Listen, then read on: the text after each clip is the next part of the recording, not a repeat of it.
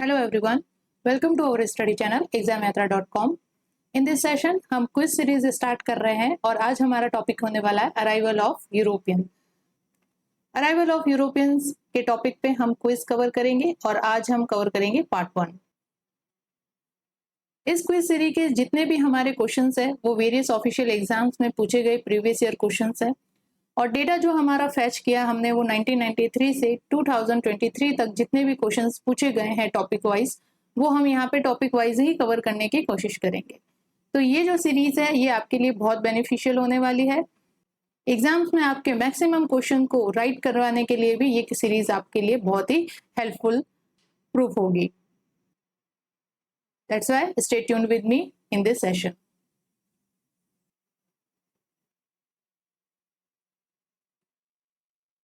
तो first question हमारा यहाँ पे है, which of the following British company got the first charter permitting them to trade in India. ठीक है, ट्रेड है बट किसके साथ है? इंडिया के साथ।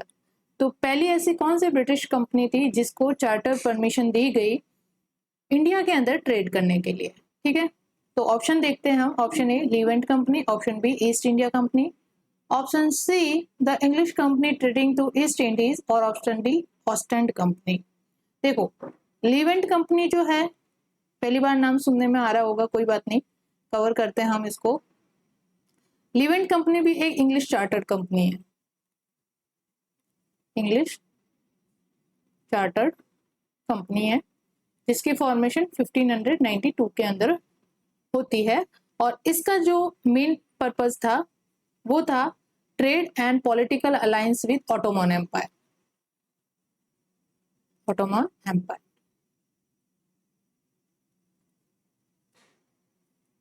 ठीक है। ईस्ट इंडिया कंपनी नाम तो हमने सुना ही है, वेरी फेमस।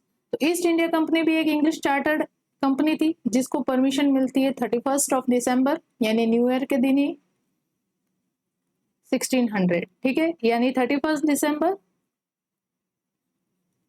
1599 को इसको परमिशन मिलती है और 1600 से ये अपना काम शुरू कर देती है इंडिया के अंदर ट्रेड का। तो जो ईस्ट इंडिया कंपनी थी वो इंडिया के साथ जो ट्रेड अफेयर्स है उसको करने के लिए फॉर्म की गई थी। तो लीवेंट कंपनी भी इंग्लिश चार्टर्ड कंपनी है और ईस्ट इंडिया कंपनी भी इंग्लिश चार्टर्ड कंपनी है। तो बात यहाँ पे ब्रिटिश कंपनी की बात आ रही है यानी इंग्लिश कंपनी की बात आ रही है। तो ये दो जो है वो इंग्लिश चार्टर्ड कंपनी, इसका हमने नाम कभी नहीं सुना, ना है एग्जिस्टेंस में भी। ईस्ट इंडीज के साथ द इंग्लिश कंपनी कब बनी पता नहीं। चलो नेक्स्ट है ऑस्टेंड कंपनी। ऑस्टेंड कंपनी जो है ये भी एक कंपनी थी जो ट्रेड करने के लिए बनाई गई थी, लेकिन किसके द्वारा बनाई गई थी?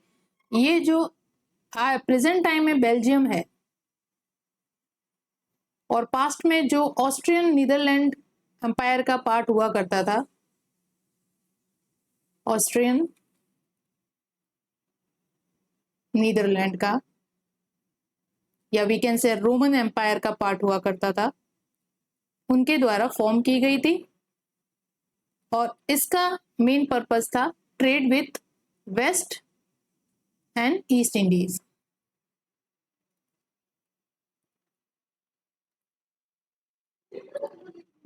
और स्टेब्लिशमेंट ईयर की बात करते हैं तो 1722 में इसकी स्थापना होती है और ये रोमन एम्पायर के द्वारा स्टेब्लिश कंपनी है जो वेस्ट एंड ईस्ट इंडीज के साथ ट्रेड अफेयर्स स्टेब्लिश करने के लिए बनाई गई थी।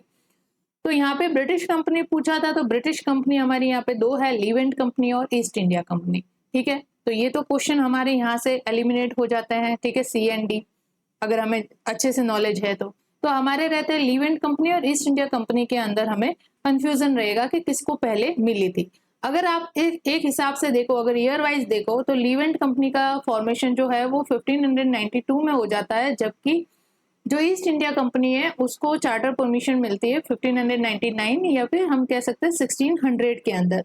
तो ईयर वाइज लीवेंट कंपनी पहले फॉर्म हुई थी। लेकिन यहाँ पे क्वेश्चन के अंदर क्या है? ट्रेड इन इंडिया, इंडिया के अंदर ट्रेड करने के लिए किस कंपनी को जो चार्टर परमिशन है वो मिली थी? तो चार्टर परमिशन इंडिया के अंदर इंक्लूसिवली ट्रेड करने के लिए वो परमिशन मिली थी ईस्ट इंडिया कंपनी को। इस वजह से आपका जो बी ऑप्शन है वो यहाँ पे करेक्ट हो जाता है। तो ईस्ट इंडिया कंपनी को किसने यहाँ पे परमिशन दी थी? उस समय ब्रिटेन की क्वीन कौन थी?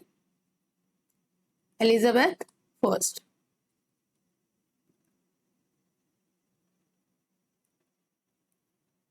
ठीक है, चलो ये तो हो गई हमारे क्वेश्चन रिलेटेड बात। थोड़ा सा हम एडिशनल इन्फॉर्मेशन देख लेते हैं, कहीं ना कहीं आपके हेल्पफुल होने वाली है। कंपनीज एंड एस्टेब्लिशमेंट ईयर देखते हैं।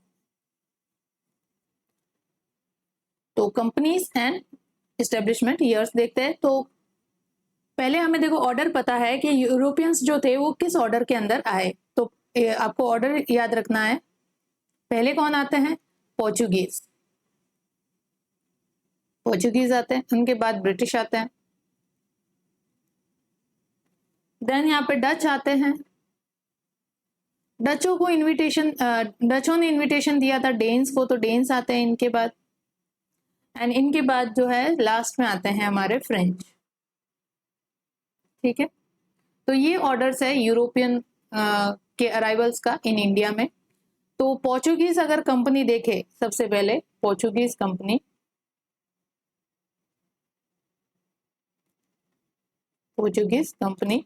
तो इसकी एस्टेब्लिशमेंट होती है 1498 में।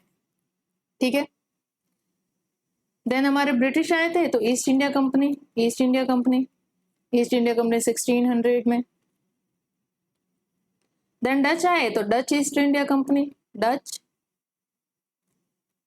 ईस्ट इंडिया कंपनी, ये आ जाएगी आपकी 1602 में। देन डेन्स आए, तो Danish east India company, Danish east India company कब हो जाएगी आपकी? 1616 के। देन यहाँ पे आए लास्ट में फ्रेंच, तो यहाँ पे फ्रेंच ईस्ट इंडिया कंपनी जो आता है आपके 1664 के अंदर एस्टेब्लिश होती है, जो कि एक जॉइंट स्टॉक कंपनी होती है। इसका फाउंडेशन 1664 के अंदर फ्रांस में होता है। और इसका क्या मकसद था कि जो डच और ईस्ट इंडिया कंपनी इनके साथ कंपटीशन करने का, compete करें इनको। तो बेसिकली ये जो दौर था, ये सारा कोलोनाइजेशन बनाने का और अपने ट्रेड को ज़्यादा से ज़्यादा फैलाकर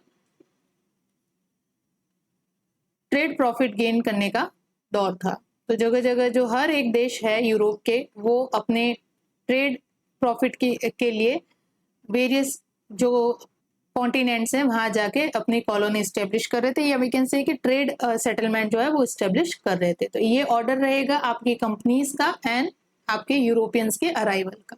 ठीक है, तो ये आपकी एक्सप्लेनेशन भी यहाँ पे दे रखी है, सो दैट कि आप बाद में जब रिवाइज करें क्वेश्चन को तो आपके पास एक्सप्लेनेशन मौजूद हो। और इस क्विज की पीडीएफ भी आपको टेलीग्राम चैनल पे, हमारे टेलीग्राम चैनल जो है examyatra.com, वहां पे आपको अवेलेबल हो जाएगी।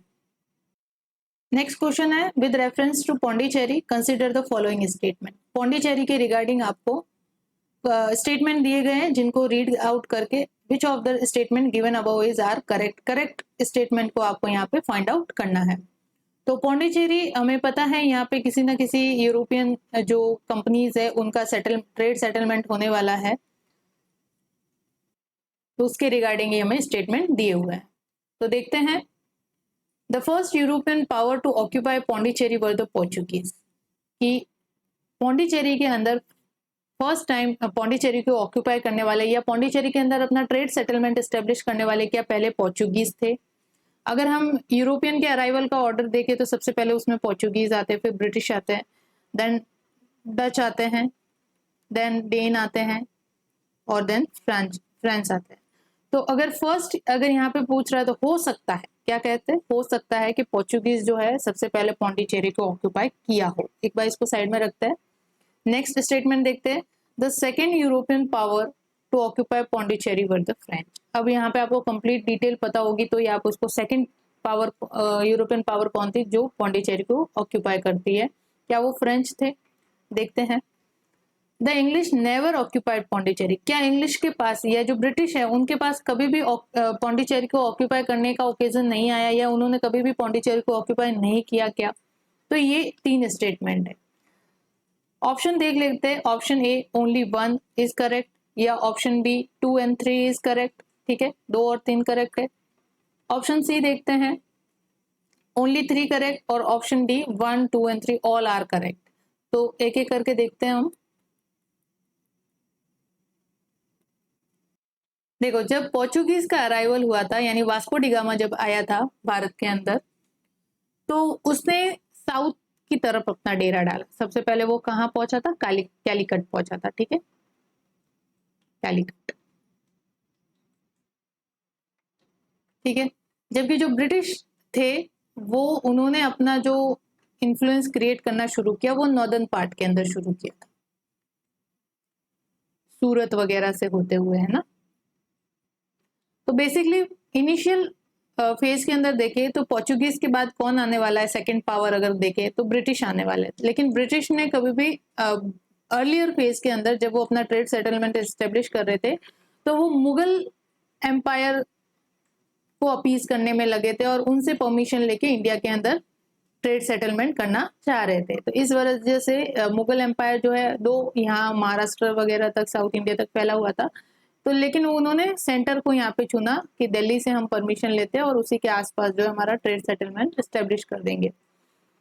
तो जो पोर्चुगीज है, उन्होंने सबसे पहले साउथ के अंदर अपना डेरा जमाया। कैलीकट पे पहुंचता है, जहाँ का राजा था लोकल रूलर जमोरिन, उसका वेलकम करता है। ये सब क्वेश्चंस आते हैं, ठीक है, याद रखना। और कब आता है? मई 1498 को, और इसी के साथ यही पोर्चुगीज कंपनी जो है उसका एस्टेब्लिशमेंट ईयर भी माना जाता है। अभी हमने फर्स्ट क्वेश्चन में जो देखा। तो अगर गेस्ट के तौर पे भी कहे ना कि तो फर्स्ट तो अगर आए हैं, अगर यूरोपियंस अगर वो फर्स्ट आए हैं और साउथ के अंदर हमें पता है पोर्चुगीज, अगर वास्को डी गामा को भी थोड़ा बहुत पढ़ा हो तो हमें अंदाजा लग जाता है कि हाँ भाई, पौंडीचेरी तो साउथ के अंदर है, साउथ के अंदर पोर्चुगीज आए हैं, तो ये तो सही होने वाला ही है, ठीक है। बात आती है अब सेकेंड पावर की कि कौन है सेकेंड पावर जिसने पौंडीचेरी को ऑक्यूपाई किया होगा। तो या तो ब्रिटिश होंगे या नेक्स्ट डच होंगे, ठीक है। तो एज आई सेड कि ब्रिटिश लोग नॉर्दर्न पार्ट की तरफ थोड़ा सा ज्यादा फोकस था। उन्होंने सबसे पहले अपनी जो ट्रेड सेटलमेंट है वो सूरत के अंदर स्थापित किया था।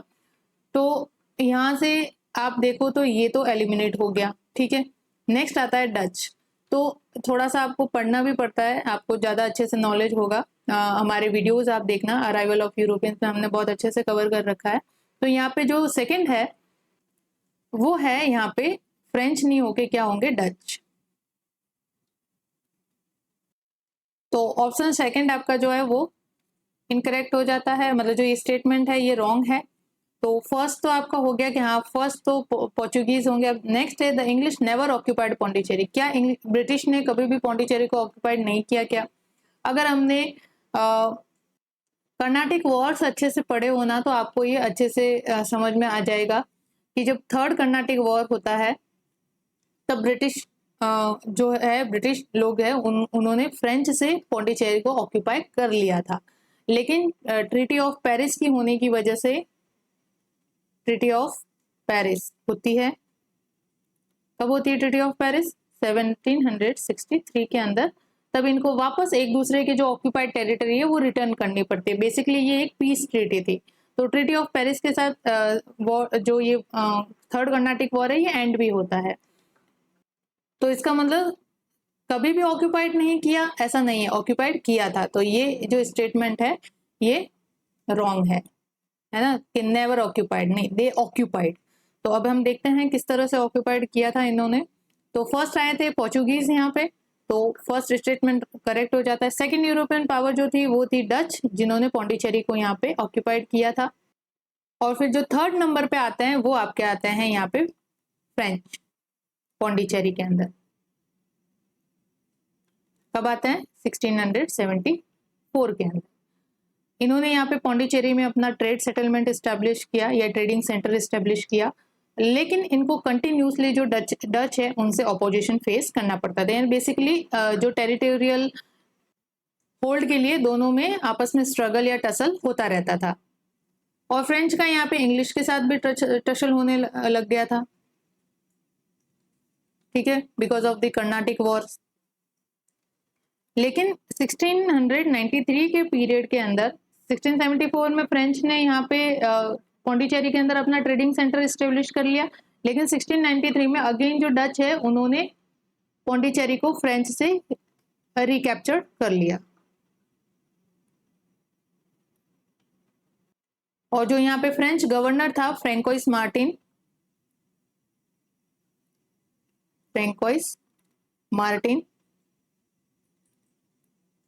जो पौंडीचेरी का फर्स्ट फ्रेंच गवर्नर है, फ्रैंकोइस मार्टिन, उसने सरेंडर कर दिया डच के सामने।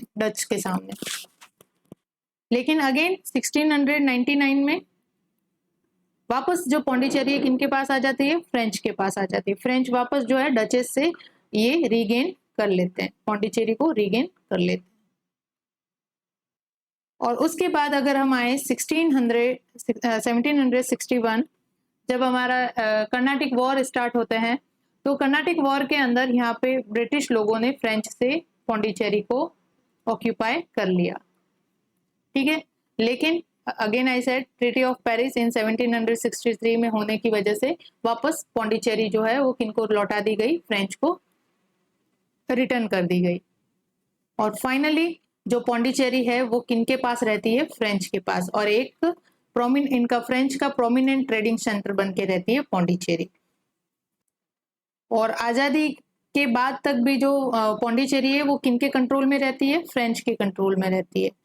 तो फ्रेंच गवर्नमेंट से पौंडीचेरी को इंडियन यूनियन के अंदर कब मिलाया गया, 1954 के अंदर, ठीक है।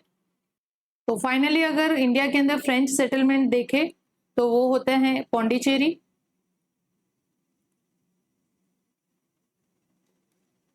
माहे, कराईकल और यनम। यमन नहीं, यनम। पौंडीचेरी, माहे, कराईकल, यनम, ये चार जो है वो फ्रेंच सेटलमेंट बन के रह जाते हैं इंडिया में फाइनली। बाकी जो टेरिटोरी है वो आपको हमारे लेक्चर में अगर आप देखोगे तो किस तरह से ब्रिटिश लोगों ने ऑक्यूपाइड कर ली थी या कैप्चर कर ली थी। तो इंडिया की अगर हिस्ट्री देखें तो लास्ट तक जो कंपटीशन रहता है वो ब्रिटिश और फ्रेंच में रहता है। बाकी तो ये जो पोर्चुगीज वगैरह जो है, ये पोर्चुगीज जो है वो गोवा तक सीमित होके रह जाते हैं, ठीक है। फिर गोवा को भारत इंडियन यूनियन में मिलाया जाता है after the independence in 1962 I guess, इतना इसी समय मिलाया है, ठीक है। और बाकी जो साउथ के अंदर है पौंडीचेरी, माहे, कराईकल, यनम में फ्रेंच गवर्नर रहती है और बाकी की जो टेरिटरी है वो ब्रिटिश गवर्नमेंट से बिलोंग करती है यहाँ पे। तो ये था पौंडीचेरी की थोड़ी सी हिस्ट्री एंड डिटेल। तो इस तरह से कौन सा आंसर हमारा सही हो जाएगा, यहाँ पे एक ही स्टेटमेंट करेक्ट है, दैट इज ओनली वन, तो option A will be correct answer. Next question number 3, French east India company was constituted during the rain of, किसके शासनकाल में फ्रेंच ईस्ट इंडिया कंपनी का गठन हुआ था। तो हमें किसके रेन में, इंडिया में नहीं बताना है, ये बताना है फ्रांस में। फ्रांस में उस समय कौन राजा था जिसके रेन में या शासनकाल में ये फ्रेंच ईस्ट इंडिया कंपनी जो है वो गठित हुई थी। तो इतना तो हमें पता है कि फ्रेंच ईस्ट इंडिया कंपनी जो है वो 1664 के अंदर इस्टेब्लिश हुई है। तो इस समय हमें थोड़ा सा अगर वर्ल्ड हिस्ट्री वगैरह पढ़ते हैं तो पता होना चाहिए कि ये जो टाइम पीरियड है ये किसका है। ये जो टाइम पीरियड है वो है लुई 14 का, लुई 13 का, या लुई 15 का, या लुई 16 का, ठीक है। लुई 16 का अगर बात करो तो इस समय हुई थी फ्रेंच रिवॉल्यूशन, वर्ल्ड हिस्ट्री का पार्ट है, फर्स्ट फ्रेंच रिवॉल्यूशन, जिसका ईयर है 1789, ठीक है। 1789 में फ्रेंच रिवॉल्यूशन होता है, उस समय राजा था लुई 16। तो ये तो बहुत बाद की बात हो जाती है, ये 1664 है तो लुई 16 तो नहीं होगा, है ना, यहाँ पे लुई 16 तो नहीं होगा, तो ये चला गया, ठीक है। तो इस समय अगर हम बात करें कि फर्स्ट ये French east India company was constituted during the rain of, तो ये भी नहीं होगा, बिकॉज कैसे आप अंदाजा लगा सकते हो कि 50 ईयर्स का भी गैप ले लो ना तो ये पहुंच जाता है आपके इस समय तक पहुंच जाएगा, मान लो, ठीक है।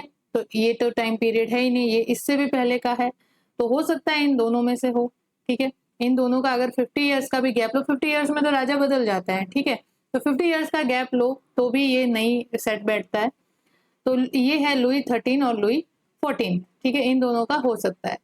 तो इसका 50 ईयर का गैप लेते ही कौन आ जाता है, ये वाला टाइम पीरियड आ जाता है, ठीक है। 50 ईयर का गैप लेते हो तो ये वाला time period almost nearest time period हो जाता है ना। सेंचुरी बदल जाती है 1700 के बाद, ये 1664 वाला, तो इस समय जो है वो लुईस 14 का हो सकता है, ठीक है।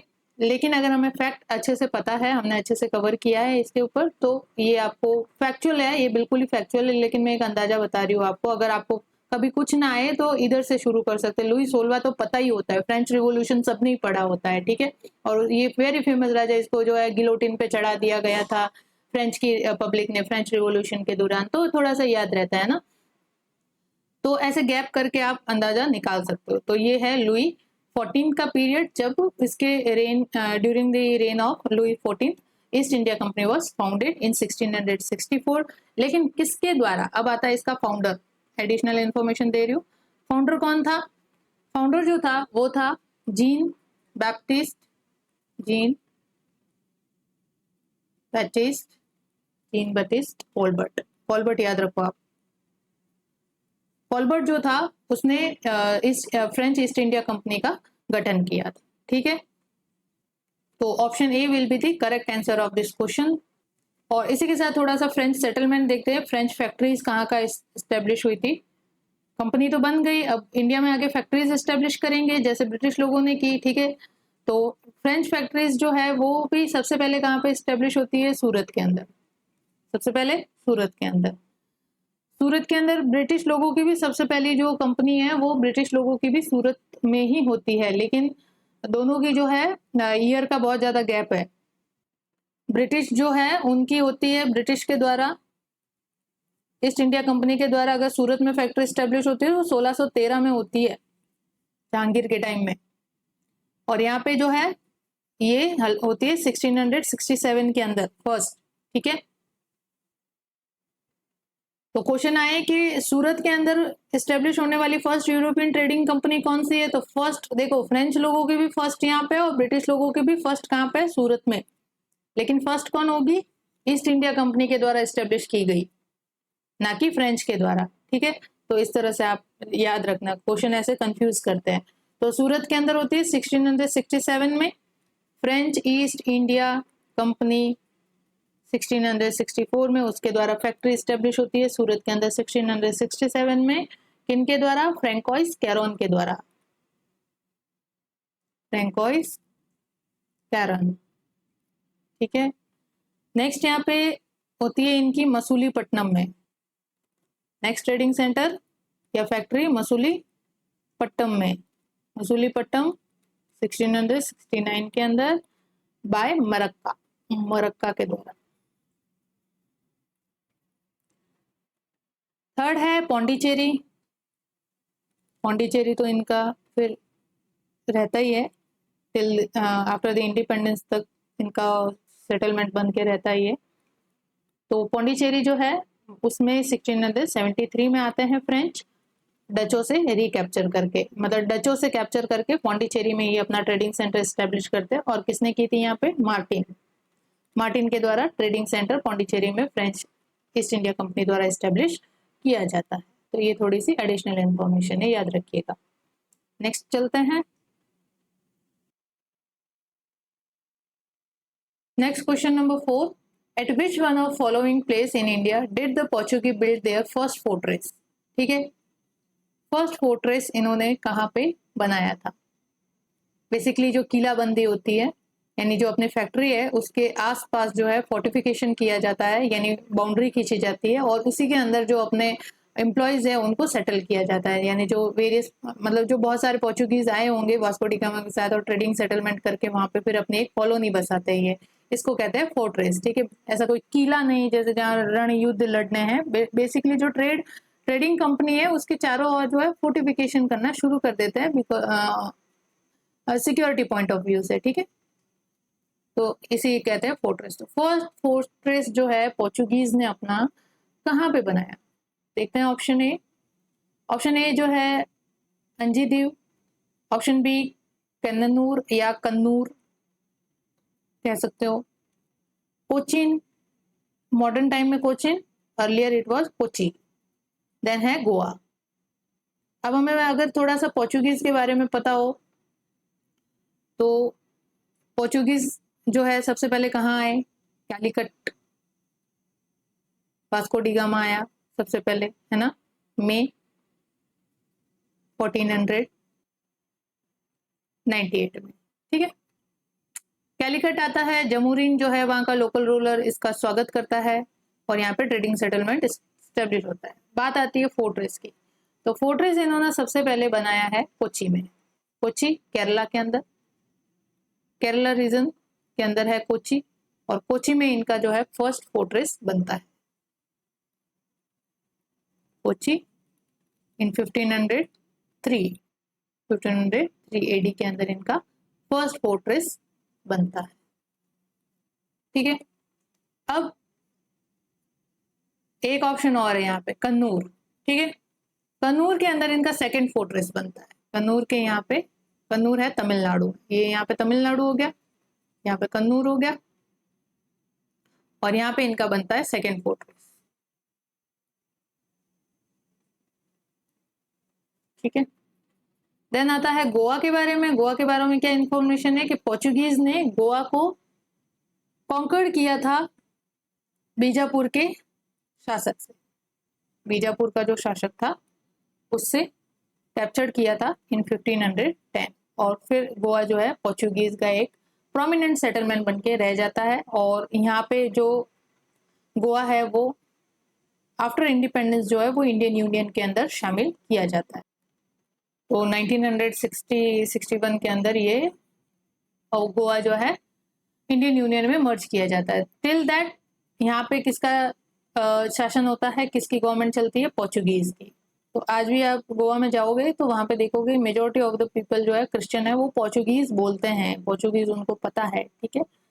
तो ये सिस्टम है यहाँ पे। तो फर्स्ट फोर्ट्रेस कोचीन में पोर्चुगीज का, सेकेंड जो है वो कन्नूर में। गोवा जो है 1510 में बीजापुर के शासक से कैप्चर किया गया था। किसने किया था वो भी बता देते, फ्रेंच गवर्नर एफेंसो दे अल्बुकर्क, एफेंसो दे अल्बुकर्क, अल्बुकर्क, ठीक है, अल्बू ये क्यू है, ठीक है, अल्बुकर्क, यू, अल्बुकर्क इन्होंने किया था। तो आपका यहाँ पे ऑप्शन कौन सा करेक्ट हो जाता है, फर्स्ट फोर्ट्रेस कहाँ पे बनाया था, कोचीन में। तो option C will be correct answer of this question, option C. Explanation भी दी हुई है आपका यहाँ पे। फर्स्ट फोर्ट्रेस जो है 1503 में कोचीन में, सेकेंड है कन्नूर में। गोवा जो है कैप्चर किया गया था 1503 में फ्रांसिसो दे अल्बुकर्क। पोर्चुगीज, हाँ, और पोर्चुगीज ने यहाँ पे कार्टेज सिस्टम भी स्टार्ट किया था। कार्टेज सिस्टम क्या होता है यहाँ पे, कार्टेज सिस्टम होता है कि अगर जैसे मतलब पोर्चुगीज का मानना है कि आपकी अगर नेवी पूरी स्ट्रांग है, आपका जो अगर पूरे वाटर के ऊपर, पूरे सी के ऊपर अगर कंट्रोल है तो आपको कोई भी नहीं हरा सकता। इस वजह से पोर्चुगीज की जो नेवी है वो बहुत ज्यादा स्ट्रांग थी। तो यहाँ पे जितने इन्होंने क्या किया था कि अपने ट्रेडिंग सेटलमेंट स्टेब्लिश करते हुए, जैसे कराईकल वगैरह, तो ये पूरा जो ये ओशन है, इंडियन ओशन वगैरह, इनके अंदर से कोई भी शिप या कंसाइनमेंट पास होता था तो वो पोर्चुगीज गवर्नमेंट की टेरिटोरियल इन्फ्लुएंस के अंदर होता था। यानी कि कोई भी जो ट्रेडिंग कंसाइनमेंट है या जो शिप है, उनको यहाँ पे पास होने के लिए उनको ट्रेड लाइसेंस दिया जाता था। क्या दिया जाता था, ट्रेड लाइसेंस।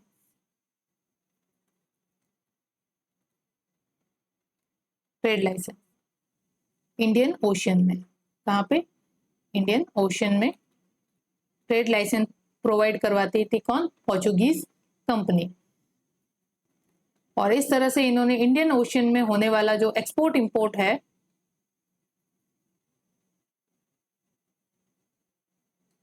एक्सपोर्ट इंपोर्ट, उसके ऊपर पूरी मोनोपोली स्टेब्लिश कर दी थी। तो कार्टेज सिस्टम जो है बेसिकली इंडियन ओशियन के अंदर जो एक्सपोर्ट इंपोर्ट है उसके ऊपर मोनोपोली स्टेब्लिश करने के बाद का सीन है। और इस तरह से जो इंडियन ओशियन का एक्सपोर्ट इंपोर्ट है वो पोर्चुगीज के द्वारा पूरा मोनोपोलाइज कर दिया गया, और उसके बाद वहां से गुजरने वाले जो जितने भी कंसाइनमेंट थे, ट्रेड कंसाइनमेंट, उनको यहाँ पे ट्रेड लाइसेंस प्रोवाइड किया जा रहा था। विदाउट दिस कार्टेज सिस्टम या ट्रेड लाइसेंस कोई भी शिप या कोई भी कंसाइनमेंट इंडियन ओशन से पास नहीं करता था, और इंडियन ओशन से पास करते हुए वो मलक्का की तरफ वगैरह जाते थे, मलक्का स्ट्रेट और इंडोनेशिया की तरफ, तो वो विदाउट इनकी परमिशन के पास नहीं हो सकता। तो इंडियन ओशन का जितना भी एक्सपोर्ट इंपोर्ट है वो इन्होंने मोनोपोलाइज कर दिया था, और इसी को मोनोपोलाइज को जस्टिफाई करने के लिए या इसको एग्जीक्यूट करने के लिए इन्होंने कार्टेज सिस्टम स्टार्ट किया था इन 16th सेंचुरी। ट्रेडिंग सेटलमेंट देखिए अगर पोर्चुगीज के, तो वो थे कोचीन, गोवा, दमन दीव, ठीक है, गोवा के पास ही पड़ता है दमन दीव गुजरात के अंदर, सालसेट और बसीन एंड बॉम्बे। तो बसीन एंड बॉम्बे और गोवा, दमन द्वीप और कोचीन जो ये पूरा एरिया था वो इनके ट्रेडिंग सेटलमेंट का एक पार्ट था। और जो हुगली है, जो बे ऑफ बंगाल के अंदर यहाँ पे हुगली जो है, रिवर गंगा के ऊपर जो स्थित सिटी है हुगली, हुगली को इन्होंने पायरेसी का बेस बनाया हुआ था। ये भी इंपॉर्टेंट है, यहाँ पे भी क्वेश्चन बनता है कि पोर्चुगीज ने कौन से जगह को as a piracy base establish किया था, है ना, कौन सी जगह को बेस बनाया था फॉर पायरेसी। पायरेसी यानी समुद्र में लूट मचाना, मतलब समुद्र में जो भी कंसाइनमेंट आता था सी के अंदर, वहां पे जो शिप है उनको लूट लिया जाता था, पायरेसी की जाती थी। तो ये था हुगली जो था बे ऑफ बंगाल में। तो इंडियन ओशियन को मोनोपोलाइज कर दिया था, इंडियन ओशियन के एक्सपोर्ट इंपोर्ट को मोनोपोलाइज कर दिया था, और बे ऑफ बंगाल में भी हुगली के यहाँ पे अपना एक सेटलमेंट एस्टेब्लिश करके बेस बना के पायरेसी किया करते थे। इस तरह से बे ऑफ बंगाल में भी इन्होंने अपना टेरर एस्टेब्लिश कर दिया था। तो फ्रांसिस्को दो अल्बुकर था, ये तो आपके सेकंड पोर्चुगीज गवर्नर था, ठीक है। और इनसे रिलेटेड, पोर्चुगीज से रिलेटेड एक और है blue water policy. Blue water policy, blue water policy जो है वो फर्स्ट फ्रेंच गवर्नर जो था, सॉरी फ्रेंच आ रहा है नाम, फर्स्ट पोर्चुगीज गवर्नर जो था फ्रांसिस्को दे अल्मेडा, फ्रांसिस्को दे अल्मेडा, फ्रांसिस्को दे अल्मेडा ने स्टार्ट की थी ब्लू वाटर पॉलिसी, ठीक है।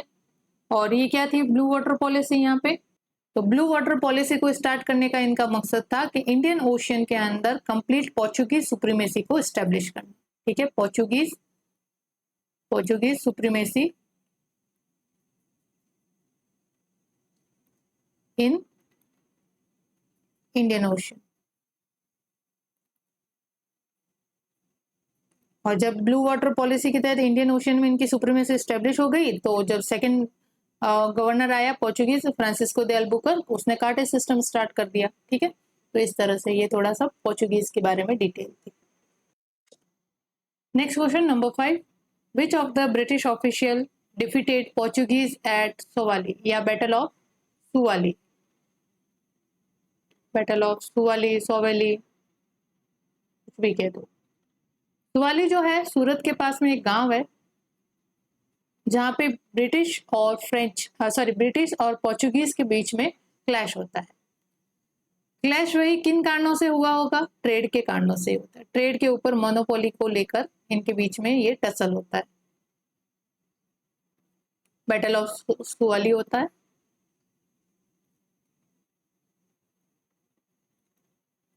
इन 1612 देखना आप, ब्रिटिश लोगों का फर्स्ट जो फैक्ट्री है वो कहाँ स्थापित होती है, सूरत के अंदर, ठीक है। कब होती है, 1613 में, after the battle of Suvali. क्या ऐसा हुआ था इस बैटल ऑफ सुवाली में जिसके कारण ब्रिटिश लोगों को परमिशन मिल जाती है कि मुगल एम्पायर के टेरिटरी के अंदर वो कहीं भी जो है ट्रेड, अपना जो फैक्ट्री है या ट्रेड पोस्ट है, ट्रेड सेटलमेंट है, वो स्टेब्लिश कर सकते हैं। इससे पहले उनको ये परमिशन नहीं मिली थी। तो फर्स्ट परमिशन मिलती है इनको 1613 में, ठीक है। मुगल एम्परर जो होता है जहांगीर, वो इनको ये परमिशन देता है कि आप मुगल एम्पायर के अंदर एक इंपीरियल फरमान जारी करता है और परमिशन देता है ईस्ट इंडिया कंपनी को to establish their factory at Surat, ठीक है। सूरत के अंदर एस्टेब्लिश करने के लिए उनको देता है परमिशन, पहली परमिशन यहाँ मिलती है। तो क्या होता है कि यहाँ पे ऑप्शन देख लेते हैं पहले हम। Option A William Hawkins, option B Thomas Best, option C Thomas Roe, option D Joseph Child. कौन सा ब्रिटिश ऑफिशियल जो है वो डिफीट करता है पोर्चुगीज को at battle of Swally, ठीक है। तो कौन लड़ा था, ऐसा कौन सा ब्रिटिश ऑफिशियल था जिसने पोर्चुगीज को हराया था इस बैटल के अंदर। तो हम देखते हैं इन पर्सनैलिटीज को देख लेते हैं। तो विलियम हॉकिंस जो थे वो फर्स्ट ब्रिटिश थे जो ब्रिटिश एम्परर से, वहां से वो चार्टर एक्ट के थ्रू कंपनी एस्टेब्लिश होती है। और उसके बाद जेम्स फर्स्ट जो ब्रिटिश एम्परर होता है, जेम्स फर्स्ट, वो कैप्टन विलियम हॉकिंस को भेजता है। किसको भेजता है? कैप्टन विलियम हॉकिंस के नेतृत्व में एक मिशन भेजता है to seek permission to establish trading post in India, ठीक है। कंपनी बन गई इंडिया के अंदर ट्रेड करने के लिए, लेकिन इंडिया के अंदर जो रूलर है उसकी भी तो परमिशन चाहिए कि वहां पे वो अपना ट्रेड पोस्ट एस्टेब्लिश कर सके। तो विलियम हॉकिंस आते हैं, इनको जेम्स फर्स्ट यहाँ पे भेजते हैं विलियम हॉकिंस को, ठीक है। इनके दरबार में भेजते हैं जहांगीर के दरबार में भेजते हैं 1608 के, बिकॉज ईस्ट इंडिया कंपनी कब एस्टेब्लिश हुई? 1600 में। 1608 में फर्स्ट विलियम हॉकिंस आते हैं। हेक्टर नामक एक शिप आती है जो फर्स्ट एक ट्रेड शिप होती है, वो हेक्टर नाम की होती है, और उन पे सवार होके ये आते हैं। और जिसने फर्स्ट टाइम जो अपना एंकर्ड है वो कहाँ डाला था, यानी फर्स्ट टाइम जो अपना पोर्ट चुना था वो था सूरत, ठीक है। सूरत में ये हेक्टर नामक जो शिप है जिसमें विलियम हॉकिंस आता है, वो यहाँ पे अपना एंकर्ड करते हैं, ठीक है, सूरत के अंदर।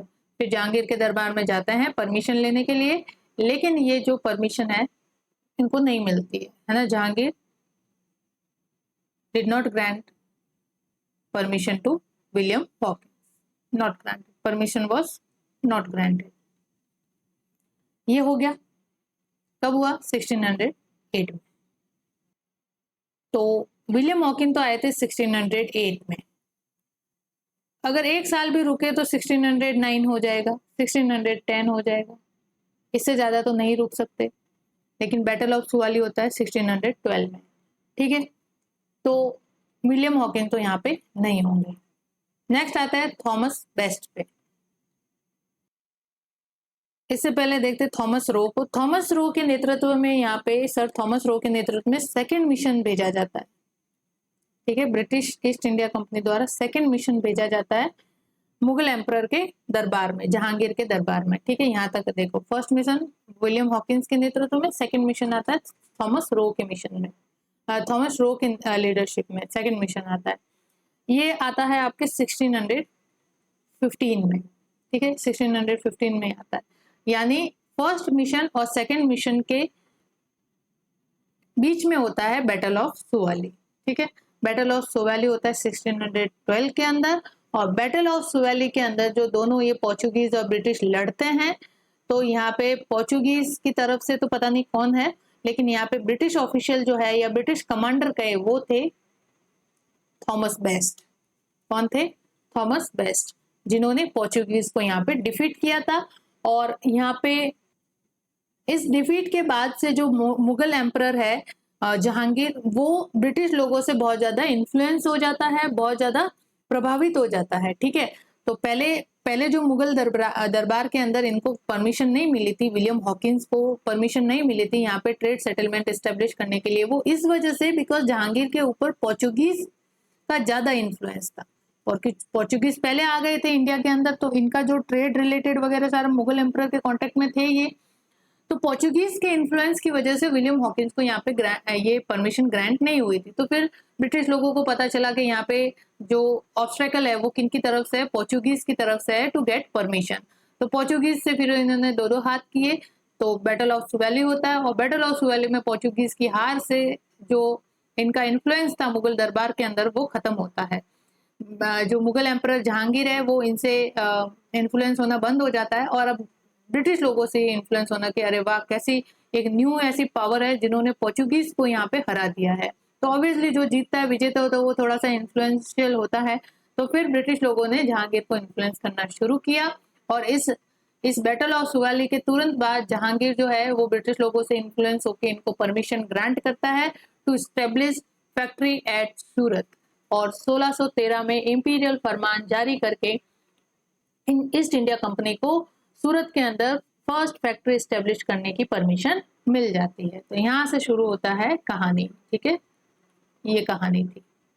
फिर आता है सेकंड मिशन थॉमस रो के नेतृत्व में 1615 में, टू गेट मोर कंसेशन, और ज्यादा कंसेशन पाने के लिए आता है, और मिल भी जाती है इनको कंसेशन। यहाँ पे क्या मिलती है, जहांगीर कहता है कि पहले तो खाली सूरत के अंदर स्टेब्लिश करने को कहा, फिर कहा कि मुगल टेरिटरी के अंदर आप चाहो जहां पे अपने ट्रेड सेंटर जो है स्टेब्लिश कर दो। तो consequently factories establish at Agra,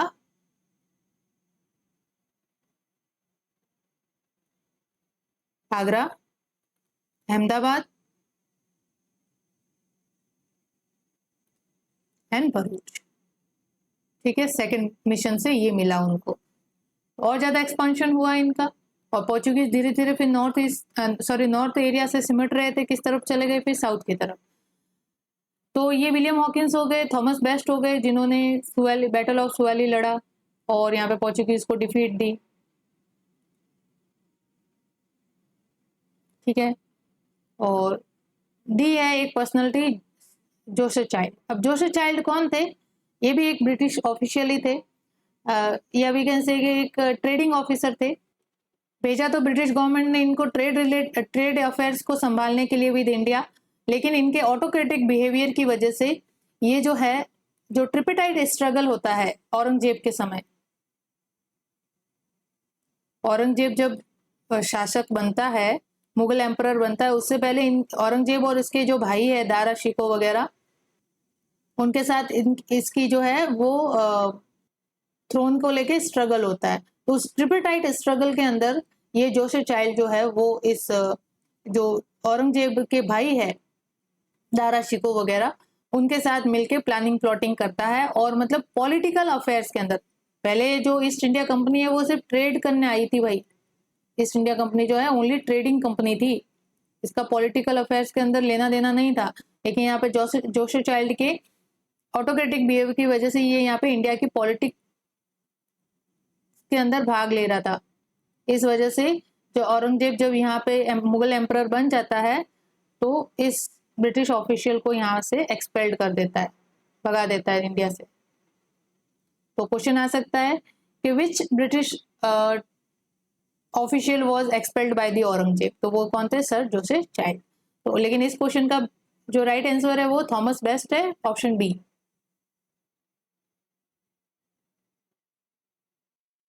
next question है, who among the following Europeans was the last to come to pre independence India as trader. Trader के रूप में सारे हमने देखे हैं, जो यूरोपियन आए वो इंडिया के अंदर ट्रेड करने के लिए आए थे, ठीक है। तो ट्रेडर के रूप में प्री इंडिपेंडेंस इंडिया यानी कि आजादी के पहले के इंडिया में कौन से यूरोपियन जो है वो लास्ट में आते हैं। तो ऑर्डर आपको याद है, अब तो हो ही चुका होगा। तो कौन आते हैं सबसे लास्ट में हमारे, option A Dutch, option B English, option C French, option D Portuguese. तो लास्ट में अगर ऐसे लगा तो अगर हमें फर्स्ट भी पता हो कि फर्स्ट तो ये आए थे, है ना, पोर्चुगीज, तो ये तो नहीं होने वाला। लास्ट तो पता ही है कि फर्स्ट और लास्ट सबको पता होता है ना। तो लास्ट थे फ्रेंच, तो यही आए होंगे, option C is correct answer. और ये तो सेकंड थे, और डच जो थे वो थर्ड थे। तो इस तरह से आप अपने को आंसर को राइट कर सकते हैं। ये ISP 2007 का क्वेश्चन है। ऑर्डर याद रखो आप, तो पोर्चुगीज आए, फिर ब्रिटिश आए, फिर डच आए, देन डेन आए। अब डेन इंडिया के अंदर क्या करने आए, इन्होंने डच ने इनको इनविटेशन दिया था, ठीक है ना एक्चुअली। और डेन्स का यहाँ पे इंडिया से हटने का कारण भी ये डचेस ही थे। इन्होंने इनको जो बैटल ऑफ बेदरा है, बैटल ऑफ बेदरा, उनके अंदर शामिल कर दिया था। ठीक है, किसकी हेल्प करने के लिए? मीर जफर की, जो बंगाल का नवाब था, मीर जफर की। और मीर जफर जो है वो ब्रिटिश लोगों को, इंग्लिश को यहाँ पे कंटेन करना चाहता था with the help of Dutch. और डच जो है यहाँ पे डेन्स के साथ मिलके ब्रिटिश को हराना चाहते थे, लेकिन ये ब्रिटिश लोगों ने मीर जफर विद डच दोनों को हरा दिया। ठीक है, और बंगाल पे कंप्लीटली किनका अधिकार हो गया? ब्रिटिश लोगों का। ठीक है, तो ये था। Next question, who were the first European to set up sea trade centre in India? First कौन थे? वही फर्स्ट कौन थे बता दो, अब तो याद हो चुके होंगे। A the English, B the French, the Portuguese, D C the Portuguese, D the Dutch. First option C, Portuguese. ठीक है, next question, who question number 8, who among the following had welcome Vasco da Gama at Calicut?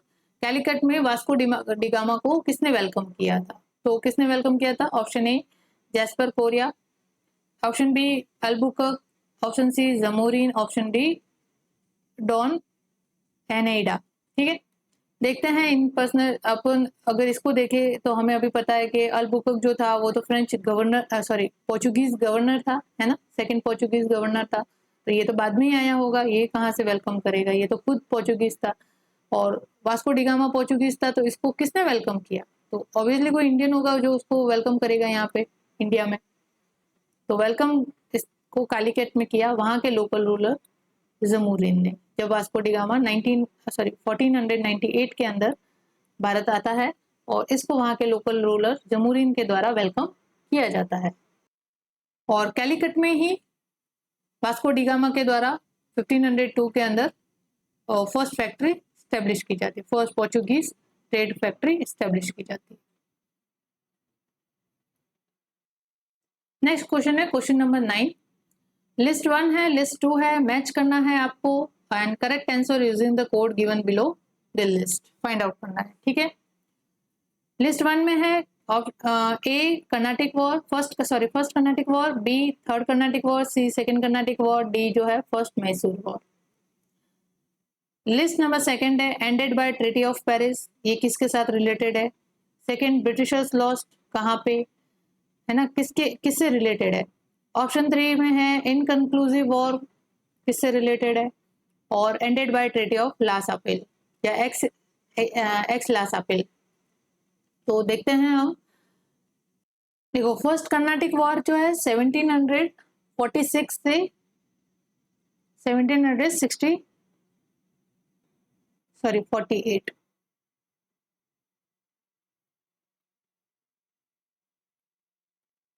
ठीक है, 1746 से 48 के बीच में first Carnatic war होता है। Second Carnatic war जो स्टार्ट होता है वो इसके एक साल बाद 1749 से आपके 1754 तक ये चलता है।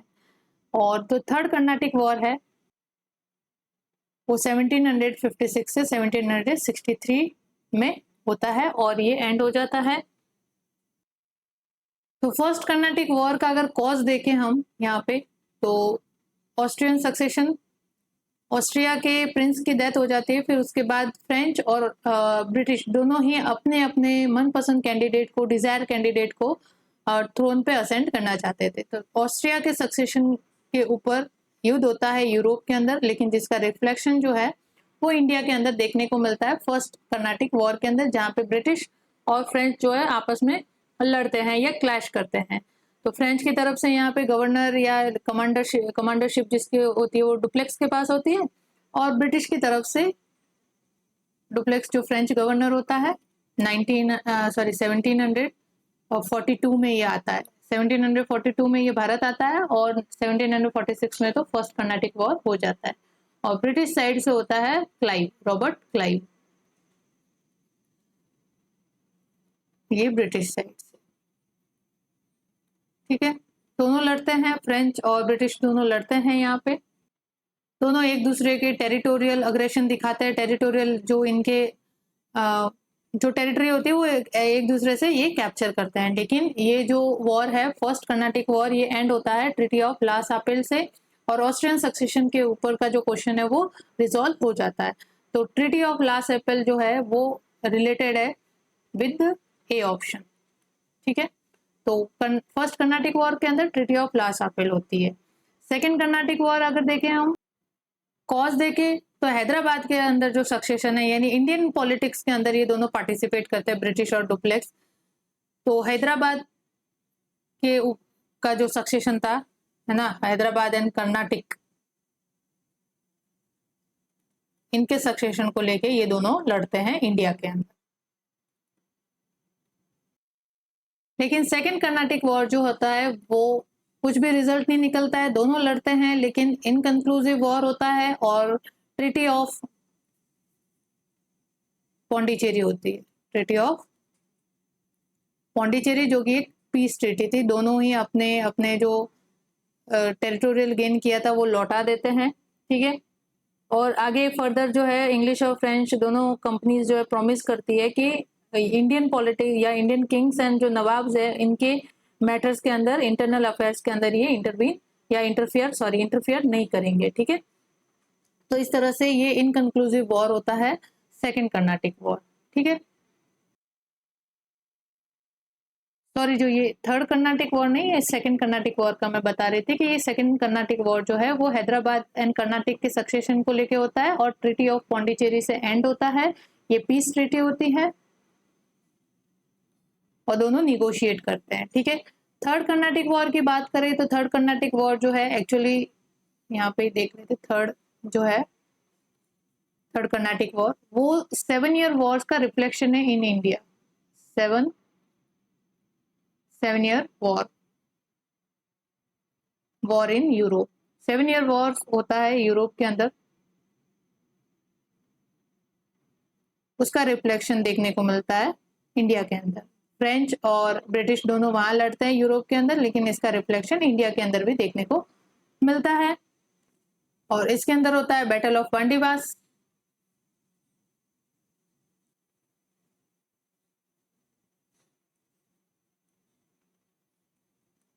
और यहाँ पे फ्रेंच जो है हार जाते हैं, फ्रेंच लोगों की डिफीट हो जाती है, फ्रेंच डिफीटेड, और ब्रिटिश जो है यहाँ पे विन हो जाता है। और ये वॉर जो है ट्रीटी ऑफ पेरिस के साथ एंड होता है।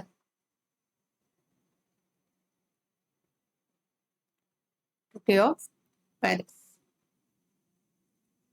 इन 1763 यूरोप के अंदर होती है ये ट्रीटी, और वहां ये 7 ईयर वॉर एंड होता है, और इंडिया के अंदर भी फ्रेंच और ये जो थर्ड कर्नाटिक वॉर है ये एंड हो जाता है। तो first Carnatic war treaty of La Chapelle से एंड होता है। थर्ड कर्नाटिक वॉर जो है बी जो है वो किसके साथ एंड होता है, ट्रीटी ऑफ पेरिस के साथ। तो ये ट्रीटी ऑफ पेरिस इन 1763। तो इसका क्या हो जाएगा, बी। ए के साथ 4, बी के साथ 1।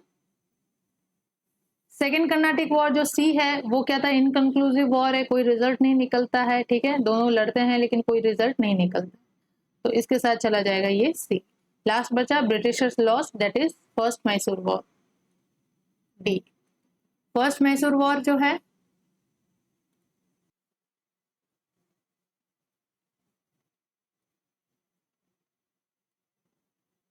हैदर अली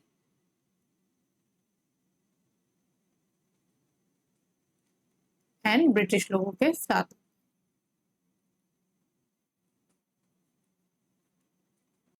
तो हैदर अली और ब्रिटिश के बीच में ये युद्ध होने का कारण एक मेन ये था कि जो हैदर अली है उसकी नजदीकियां फ्रेंच के साथ ज्यादा थी, ठीक है। और जो मालाबार रीजन का जो रिच ट्रेड था उसके ऊपर इनका कंट्रोल था, जो कि ब्रिटिश लोगों के पॉलिटिकल एंड कमर्शियल इंटरेस्ट को हिट कर रहा था। इस वजह से इन दोनों के बीच में यहाँ पे क्लैश होता है, और फर्स्ट मैसूर वॉर होता है। कब होता है ये, जैसे ये कर्नाटिक वॉर एंड होता है 1763 में, ये 1767 में स्टार्ट हो जाता है। तो फर्स्ट एंग्लो मैसूर वॉर जो होता है या फर्स्ट मैसूर वॉर जो होता है वो 1767 से लगा के 69 के बीच में ये होता है, और जिसमें हैदर अली भारी पड़ता है ब्रिटिश के ऊपर, और ब्रिटिश को यहाँ पे डिफीट फेस करनी पड़ती है। तो in first Anglo Mysore war या फर्स्ट मैसूर वॉर के अंदर हैदर अली ने ब्रिटिश लोगों को डिफीट किया था। और फर्स्ट मैसूर वॉर के अंदर ट्रिटी अगर होती है तो वो होती है treaty of Madras. Treaty of Madras. Hyder Ali ने ब्रिटिश जो इंग्लिश है उनको फोर्स किया to conclude this treaty with Hyder Ali in 1769, और 1769 ट्रिटी ऑफ मद्रास के साथ ये वॉर एंड होता है। तो राइट आंसर क्या हो जाएगा यहाँ पे? फर्स्ट का बी, सेकंड का डी, थर्ड का सी एंड फोर्थ का ए। यानी ए के साथ कौन है? 4, बी के साथ है 1, तो 4 1, 4 1, सी के साथ 3, डी के साथ है सेकंड। 4 1 3 2, 4 1 3 2 जो है अपना राइट आंसर होगा। देखते हैं हम, ऑप्शन ए में है, ऑप्शन बी में, सी में 4 4 4, 4 1 3 2, option C will be correct answer. Next question है in which year Vasco da Gama arrived at Calicut. तो कैलिकट में कब आया था? 1498 में। डायरेक्ट क्वेश्चन है ये, तो कोई ज्यादा एक्सप्लेनेशन की जरूरत नहीं है। किसने वेलकम किया? वहां पे जमूरीन जो है वहां का लोकल रूलर, उसने वेलकम किया। कब आया? 1498 से। कहाँ से होता हुआ? केप ऑफ गुड होप से होता हुआ, केप ऑफ गुड होप के रास्ते भारत आया था। कौन? Vasco da Gama. Cape of Good Hope कहाँ है? जो अफ्रीका है कॉन्टिनेंट, उसके यहाँ पे नीचे केप ऑफ गुड होप से होता हुआ ये इंडिया पहुंचा था, यहाँ पे कैलिकट।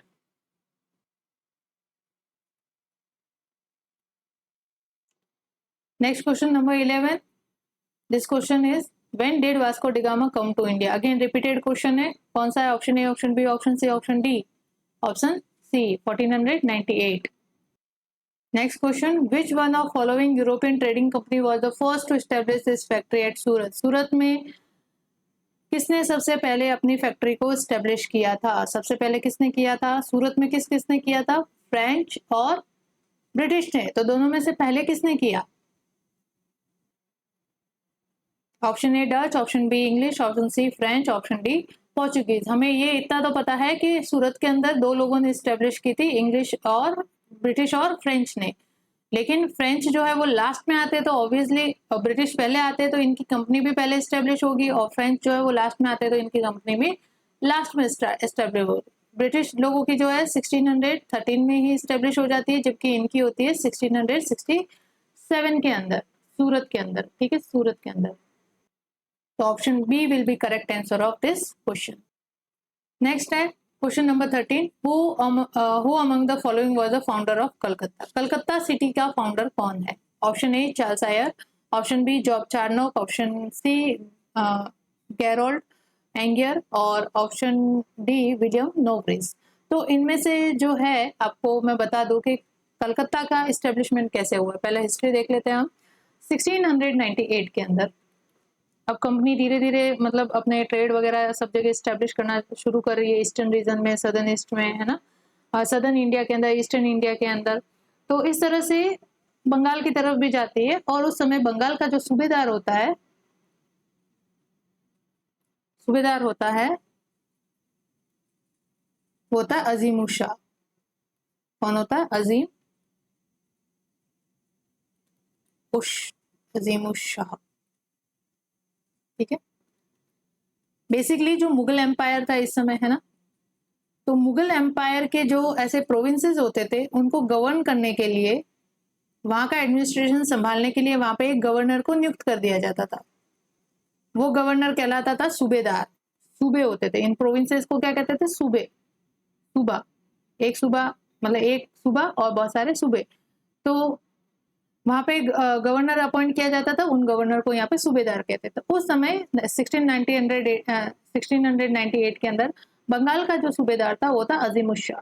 अजीम उर शाह ने यहाँ पे कंपनी को जमींदारी राइट्स सौंपता है। फर्स्ट टाइम कंपनी यहाँ पे जमींदारी राइट्स गेन करती है। जब जमींदारी राइट्स गेन करती है ना, तो यहीं से ये कंपनी एक ट्रेड कंपनी से क्या बन जाती है? पॉलिटिकल कंट्रोलर बन जाती है। कि जमींदारी राइट्स आ गए, उसके लैंड के राइट्स आ गए, तो ट्रेड कंपनी से ये बन जाती है पॉलिटिकल पावर, ठीक है, धीरे धीरे। तो यहाँ से स्टार्ट होता है ये सिस्टम इनका पॉलिटिकल गेन करना। तो सूबेदार ऑफ बंगाल अजीमुल शाह कंपनी को जमींदारी राइट्स देता है। कौन कौन से गांव के देता है? एक तो सतनौती के, याद रखना ये बहुत इंपॉर्टेंट है सारे ये जो बता रही हूं मैं आपको। कलिकत्ता ऐसे पहले नाम ऐसे लिखा जाए कलिकत्ता, ठीक है, और गोविंदपुर। इन 3 गांवों की क्या सौंप देता है जमींदारी राइट्स? किनको सौंप देता है? ईस्ट इंडिया कंपनी को। अब कंपनी यहाँ पे खाली ट्रेड कंपनी नहीं रही, क्या बन गई है? पॉलिटिकल कंट्रोलर बन गई है ऑफ दीज 3 विलेजेस। तो सतनौती, कलिकत्ता, गोविंदपुर को मिला के फिर यहाँ का जो कंपनी का एजेंट था, ईस्ट इंडिया कंपनी का एजेंट जॉब चार्नोक, वो फाउंड करता है city which is name is Calcutta, ठीक है। इन तीनों गांवों को मिला के वो एक सिटी बनाता है। ये गांव थे, विलेजेस थे, इनको सिटी में कन्वर्ट करता है तीनों गांवों को मिला के, जो कलकत्ता के नाम से जाने जाते थे। कलकत्ता का जो फाउंडर था वो जॉब चार्नोक था। जॉब चार्नोक कंपनी का एजेंट था और ये इस शहर के सारे अफेयर्स देख रहा था, ठीक है। तो ये है कहानी कलकत्ता की, और Job Charnock is the right answer of this question. Option B will be correct answer. Next है question number 14। The first to start a joint stock company to trade with India were the, option A Portuguese, option B Dutch, option C French, option D Danish, ठीक है। कौन जो थे उन्होंने joint stock company start की? तो joint stock company जो है वो सबसे पहले देखो, पोर्चुगीज, फ्रेंच, डेनिश, इन सब ने जो है अपनी अपनी कंपनी मतलब प्राइवेट चार्टर्ड कंपनी के रूप में स्टार्ट की। लेकिन जो जॉइंट कंपनी है जिसके अंदर अदर जो इन्वेस्टर है वो इन्वेस्ट करते हैं, और जो कंपनी को प्रॉफिट होता है या डिविडेंड होता है वो शेयर होल्डर्स के अंदर बांटा जाता है, उनको कहते हैं जॉइंट स्टॉक कंपनी। तो इस तरह की कंपनी की स्टैब्लिशमेंट जो है वो सबसे पहले किन्होंने की है? डच ने की है, डचों ने स्टार्ट की है। और ये हिस्ट्री में अब तक रिकॉर्डेड हाईएस्ट डिविडेंड अपने शेयर होल्डर्स को देने वाली कंपनी बनी है डच ईस्ट इंडिया कंपनी, ठीक है, जिसकी फाउंडेशन डिविडेंड दे, ठीक है। और मैक्सिमम इतना तक कहा गया कि इसने 18% डिविडेंड जो है उस समय, ठीक है, 1602 में इसने 18% जो डिविडेंड है वो अपने शेयर होल्डर्स को दिया है। तो जॉइंट स्टॉक कंपनी जो है वो डच लोगों ने इंडिया के अंदर स्टार्ट की थी, इंडिया के अंदर ट्रेड कंपनी के रूप में, जिसके अंदर इंडियंस जो है वो शेयर होल्डर बन सकते थे, ठीक है। तो इस तरह की ये कंपनी थी, इसका नेचर था वो जॉइंट स्टॉक कंपनी के रूप में था। तो हाईएस्ट रिटर्न देने वाली कंपनी बनी थी डच ईस्ट इंडिया कंपनी उस समय, ठीक है, 1600 के टाइम पे। तो 1602 में डच ईस्ट इंडिया कंपनी की स्टैब्लिशमेंट होती है, ठीक है। और फर्स्ट अगर डच फैक्ट्री कहे तो फैक्ट्री कहाँ स्टैब्लिश करते हैं? ये मसूलीपट्टम में, मसूलीपट्टम,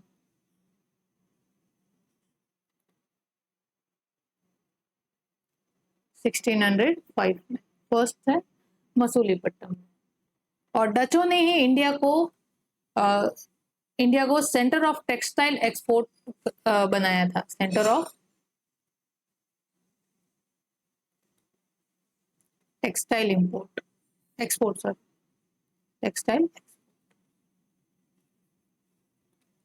और डचों ने यहाँ पे कार्टेल सिस्टम स्टार्ट किया था। कार्टेल सिस्टम, इस जॉइंट स्टॉक कंपनी का ये जो सिस्टम था ना, कार्टेल सिस्टम कहलाता था। कार्टेल सिस्टम का मतलब ये, कार्टेल सिस्टम तो है पोर्चुगीज ने स्टार्ट किया था, जो इंडियन ओशन के एक्सपोर्ट इंपोर्ट को मोनोपलाइज करता है। कार्टेल सिस्टम जो है बेसिकली शेयर होल्डर और स्टॉक कंपनी है जो अपने शेयर होल्डर्स को डिविडेंड देती है, तो ये कार्टेल सिस्टम कहलाता है। ये जो जॉइंट स्टॉक कंपनी का जो नेचर है वो कार्टेल सिस्टम कहलाता है। अब डच के बारे में थोड़ा सा एक्स्ट्रा इन्फॉर्मेशन देते हैं, इंपॉर्टेंट है थोड़ा, कि बंगाल के अंदर इनकी जो ट्रेड सेंटर था वो कहाँ था? पीपली में। कहाँ था? पीपली में, जो 1627 में स्टेब्लिश किया गया था। ये भी क्वेश्चन वेरी इंपॉर्टेंट है, आ सकता है। बंगाल में पीपली नामक जगह पे 1627 में ये अपना ट्रेड सेंटर स्टैब्लिश करते हैं। और ट्रेड किस में करते हैं? ये यहाँ से spices, Indigo, raw silk, rice and opium. ठीक है, ओपियम याद रखना है यहाँ पे, ओपियम। तो इसमें ये ट्रेड करने के लिए यहाँ पे बंगाल के अंदर इनका ट्रेड सेंटर होता है, पिपली नामक जगह पे। देन अगर वॉर में अगर ये इन्वॉल्व होते तो 2 वॉर में इन्वॉल्व होते, बैटल ऑफ कोलाचल जो 1741 में होता है, किंग ऑफ त्रावणकोर के साथ, किंग ऑफ त्रावणकोर। त्रावणकोर का कौन था? मार्तंड वर्मा, मार्तंड वर्मा इनके साथ होता है। ठीक है, जिसमें डच यहाँ पे होते हैं, ये डच के साथ होता है और डच जो है वो डिफीट होते हैं, डिफीटेड।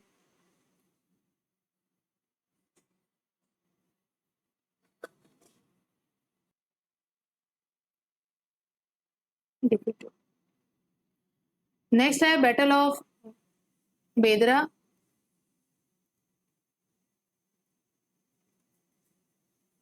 जो होता है आपके 1759 में। बैटल ऑफ प्लासी के बाद में। ठीक है, इसके अंदर ब्रिटिश और अगेन डच आमने सामने होते हैं, ब्रिटिश वर्सेस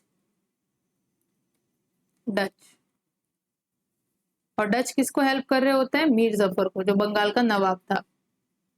मीर जफर जो है ब्रिटिश की एट्रोसिटी से परेशान हो चुका था और इनको कंट्रोल करने के लिए, कंटेन करने के लिए इसने डचेस की हेल्प ली, लेकिन दोनों की जो कंबाइंड फोर्सेस है यहाँ पे डिफीट फेस करती है और ब्रिटिश इसमें विजय हो जाते हैं।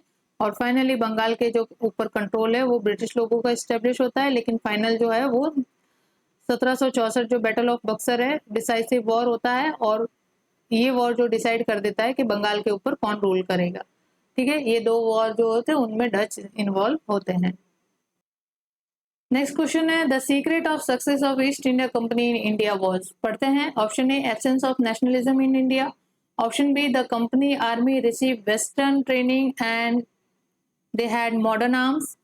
Option C, Indian soldiers had lackness of fidelity, consequently who played them sufficient could have them on his service. And option D is all of the above 3.